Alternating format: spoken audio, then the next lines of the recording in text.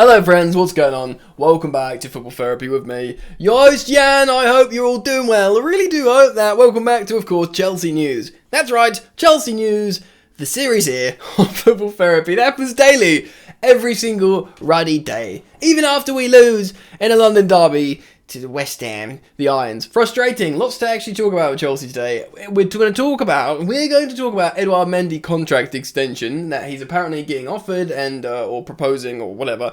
And he can talk about his performances. We're going to talk about the social media hint from Trevor Chalobah and Jules Koundé, which is exciting and interesting if you are to get inclined to get excited over those things. And talk about Romelu Lukaku, of course, much maligned Romelu Lukaku recently among Chelsea fans, who has come back from injury and not done much. So we'll talk about him as well. Settle in, get comfortable, pour yourself a drink, subscribe. If you're subscribed, make sure all notifications are turned on when you hit that bell. That's important, friends, and feel free to drop a like on the video. It does support me. If you want to support me by just clicking something, that's how you do it. Alright, let's start. Deep breath in. Chelsea. Alright. Edouard Mendy, let's talk about him. He's reportedly being offered a new contract extension. Well, a new deal, essentially. It's not an extension, is it? It's a new deal at an improved rate. If you think about it, we purchased Edouard Mendy from Rennes as a sort of, a relatively good keeper in Ligue 1 that no one really knew about because, of course, just 2 or 3 years before, he was unemployed down the job centre. So it's not like he had a big Galactico profile that brought loads of, media attention. It was like, oh, Chelsea are buying just this Ligue 1 keeper that not many people know about. Apparently Petr Cech likes him. And of course Chelsea have a high-profile keeper in Kepa, perhaps high-profile for not all the right reasons, perhaps a lot of mistakes, and of course a price tag that sees him as the world's most expensive goalkeeper. Edouard Mendy had none of that. He was like £22 million, so, absolute bargain in the end, and, probably wasn't on that crazy wages, He, at the time, they were like, yeah, he's probably going to be first choice if he can do better than Kepa, which isn't much at the moment. So we're assuming, he wasn't like, oh, this guy's massive name, he's definitely going to be first choice. It was like, this guy's good. Petr Cech, the technical advisor, fancies him. He's from the club he came from before he came to Chelsea. So, hopefully it works. And boy, did it work. Of course, he came second in the Ashton Trophy behind Gianluigi Donnarumma, but of course should have finished first because he had more clean sheets, less goals conceded, and more trophies than Donnarumma in 2021. But hey, we're not going to get held up on that. Point being, he's probably on quite modest wages, and after winning the Champions League, Super Cup, keeping many a clean sheet, we'll talk about his recent form in just a moment, he absolutely deserves a new contract and a pay rise, which he gets. He's modest, he's a hard worker, he's a big fan favourite, and he's a big favourite in the dressing room. He's 28, going on 29. Goalkeepers can go into their mid-30s easy in terms of remaining in their prime.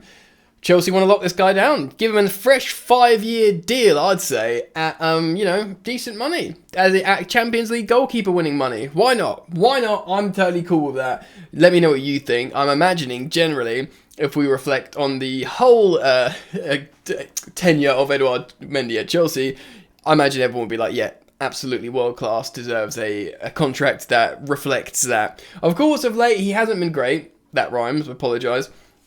Not just, even before the Man United game, he's having these little moments that often he gets away with, overplays with the ball at his feet and often gets away with it by shanking it out for like a throw-in, even though he probably should have done better than that. Of course, there was the mistake against Man United where he just passes it to Fred, and that should have been a goal. Should Fred not just passed it back to him? Which, of course, is very funny. I don't think he was particularly convincing all the time at Watford, and he has been making good saves in between this peculiar period. And of course, against West Ham yesterday, he conceded a penalty when he didn't need to. Sure, Jorginho sold him short with a pass, but he had plenty of chances to clear that for a throw-in, for a corner, or even up the pitch, but he conceded a penalty, overplayed massively, just clear your lines. And some people might argue that the winning goal from Masuaku he could do better with. Granted, it was a cross that went in, so psychologically he was beaten there from what he was preparing for. But whatever. So he has been wobbly of late. I do want to recognise that because it's topical. We're talking about Edouard Mendy and his new contract, and the thing is with Edouard Mendy is he hasn't been brilliant lately. So I wanted to sort of speak about that. I've spoken about it. and we can move on. So let me know what you think about Mendy. Comment down below on his new deal, proposed reported new deal, and his recent form.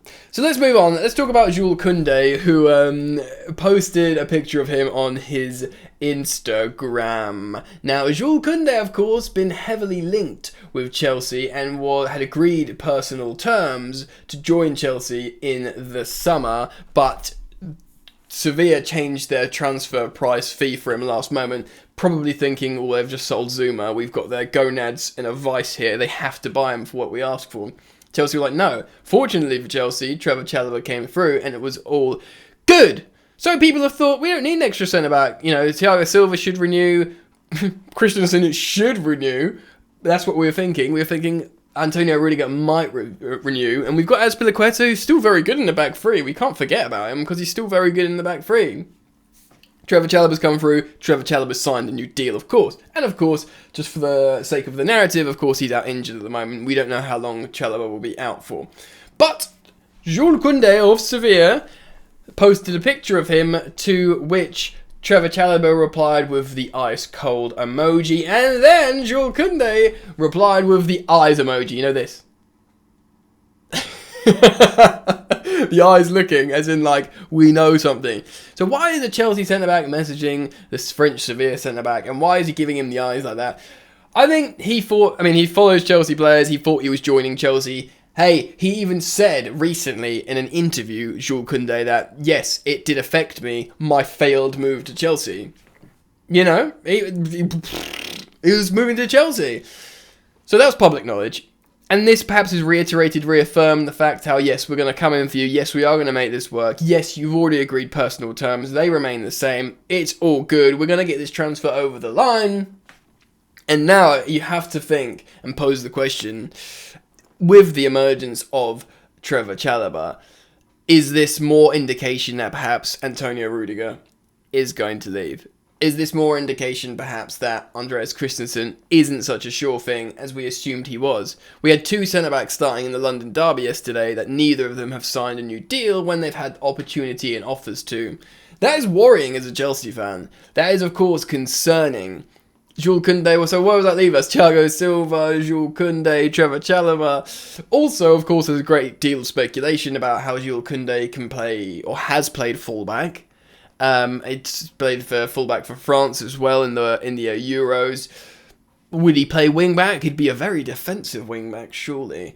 Potentially, it could be one of those options where Tuchel sees him as a player that, you know, predominantly plays centre back but can fill in at wing back. And when you think at the moment of how stretched we are and how much we've suffered due to certainly wing-back injuries. When James was out, we looked awful. Certainly, ever since Chilwell has been out, we've looked absolutely dismal. But granted, the main problem for Chelsea at the moment is probably, well, wing-back and midfield. We are going to talk about strikers, and most notably, Romelu Lukaku in just a moment. But in terms of functionality and looking poor, we've looked really, I don't know, not great in the midfield. And of course, Chelsea were soaring, performing really well when we were getting the most out of our wing-backs. Really cooking with Reece James and Chilwell when we had Kante and Jorginho and Loftus-Cheek playing. Of course, Kovacic has been out for a while, but that's really what made us the most effective. The forwards were important, but really it was those guys that were dominating and ultimately winning games. So we'll see what happens there. I'm keen on getting your thoughts on Jules Koundé. Is this someone you'd want to bring in? You know, you can let me know the conditions of perhaps Rudiger going. Although Rudiger does look more and more likely that he's leaving Chelsea. Christensen's a weird one. We'll have to see. But I'm really keen on getting your thoughts, feelings, and opinions on Jules Koundé and the Trevor Chalobah link-up. Whatever they're implying on Instagram. Cool, so let's talk about Romelu Lukaku. He came on for the second half against West Ham and looked pretty poor. I mean, he did nearly snatch a goal when he had that ball off Dawson in the 18-yard box, and that would have been a classic Lukaku goal. But he has looked off the pace. When he started at Chelsea, you know, he dominated Arsenal. He scored 3 goals rather quickly, and he was making good, important defensive headers in our own 18-yard box. And generally looking like he's going to fit in just fine. Of course, he sort of dipped for a little bit, and just in the game, actually, where he looks like he was finding form again, that's when he does his injury. That's when he has his injury and he does his ankle. So he's obviously not come back into the game quickly. Tuchel, we'd have all wondered why is Tuchel not playing him when apparently the injury's healed. And really, I think we can see he's just not up to speed. Now, rather unfairly, I think, a lot of the Chelsea fan base have looked at these recent performances and condemned his time at Chelsea, his existence and success at Chelsea to failure just through this. When really, we've seen better of him when he started for the Blues. We've seen him, and he's a proven entity. I think he deserves respect, and the fact highlighting how this guy has over 100 Premier League goals, how this guy has won Serie A, has won the MVP in Serie A over Cristiano Ronaldo, who was top goal scorer, despite, Lukaku scoring a lot of goals as well. He also got a lot of assists. He's Belgium's all-time top goal scorer and has been for years now, I think. Incredible, really. And he's positionally versatile in the sense of he likes to play in the middle and right flank. Fact, something that I referenced before, of course, he had a masterclass in the 2018 World Cup for Belgium, playing against Brazil, playing as a right winger, excuse me, with Kevin De Bruyne playing in that sort of false nine. Could you look at that? Could you, when he's playing with Mount behind him, do you move him over to the right wing for a bit, play Mount as a false nine, and get him running that right channel? Antonio Conte and Roberto Martinez, of course, for both Belgium and when he was his manager at Everton, got the best out of Romelu Lukaku. Both those managers know how to utilise Romelu Lukaku to the point where he's the most dangerous player on the pitch. People forget that. Now, Thomas Tuchel's an amazing manager. I'm sure he'll be thinking of a way to do that.